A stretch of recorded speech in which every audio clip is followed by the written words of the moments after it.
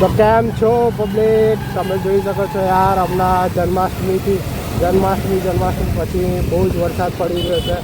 તમે ન્યૂઝમાં પણ જોયું છે કે ભાઈ કેટલી જગ્યાએ બહુ જ ખરાબ પાણી ભરાઈ ગયું છે. વડોદરામાં તો યાર જે મકાનો એ રોડ ઉપર આવી ગયા છે.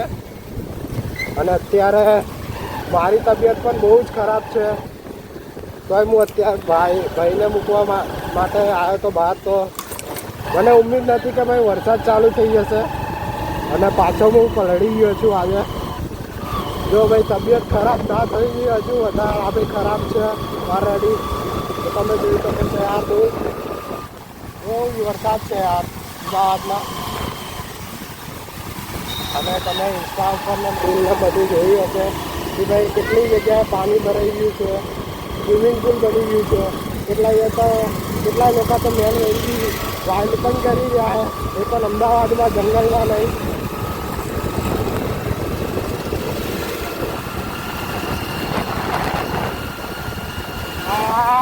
હવે આજે ઠંડો પવન આવી ગયો, એવી ઠંડી લાગે છે ને કાયદેસર.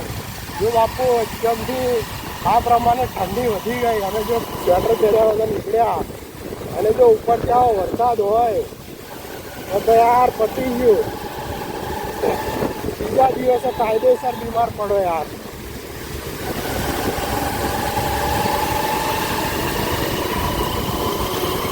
હું તો યાર આખો ગુનો થઈ ગયો છું ઓલરેડી.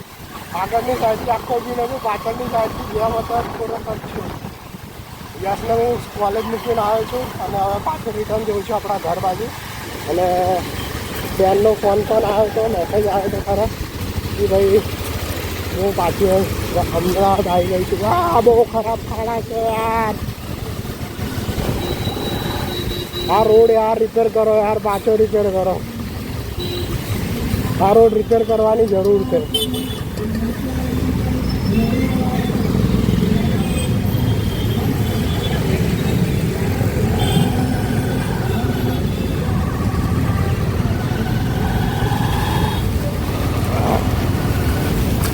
ઓ ભાઈ સાહેબ, ખાડા યાર. મારી અવાજ તમને થોડી ડિફરન્ટ લાગશે હમણાં. લાસ્ટ વ્લોગમાં પણ ડિફરન્ટ હતી મારી વોઇસ, કેમ કે યાર શરદી જુકામના લીધે મારી અવાજ ભરી ગઈ છે, ખરાબ થઈ ગઈ છે યાર. આમ તો ખરાબ જ હતી પહેલાંથી, એટલે એટલી ખરાબ નથી.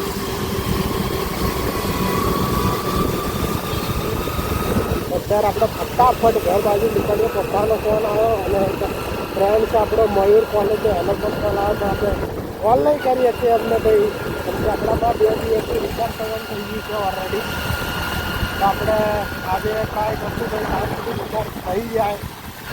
પેમેન્ટ આવવાનું છે એક જગ્યાએથી, તો પેમેન્ટ આવી જાય એટલે આપણે રિચાર્જ કરી નાખીએ. અને તમે જોઈ શકો છો આજે રોડ છે એક્સપ્રેસ હાઈવે, એ બહારનો છે એક્સપ્રેસ હાઈવે છે રોડ તો મેન. આજે આ એક્સપ્રેસ હાઈવે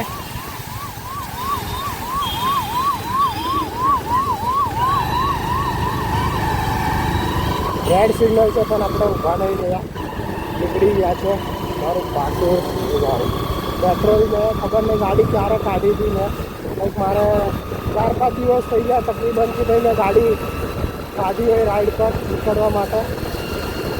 નહીં તો મેં બીજાની ગાડી પર બહાર ગયો છું. પહેલાં એકવાર મેહુલની ગાડી ઉપર, કાલે સોહન કરીને આપણો ફ્રેન્ડ છે સ્કૂલનો, એની ગાડી ઉપર બહાર ગયા હતા.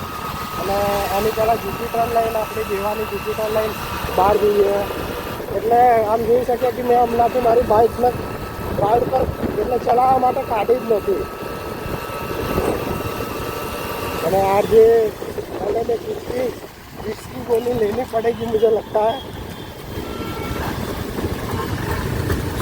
विक्स की गोली लो, इसकी दूर करो.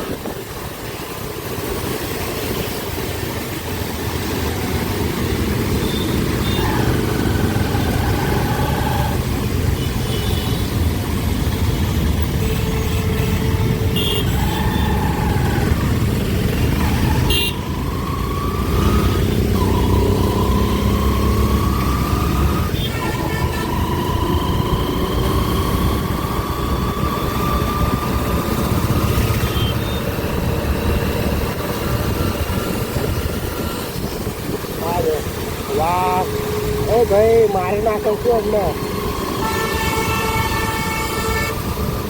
તો ઇમરજન્સીમાં લાગી રહ્યો કદાચ તો ભાઈ 4 રસ્તા હતા બાપુ આગળ કોઈ મુલાડીને લઈ જશે લાગે અંદર.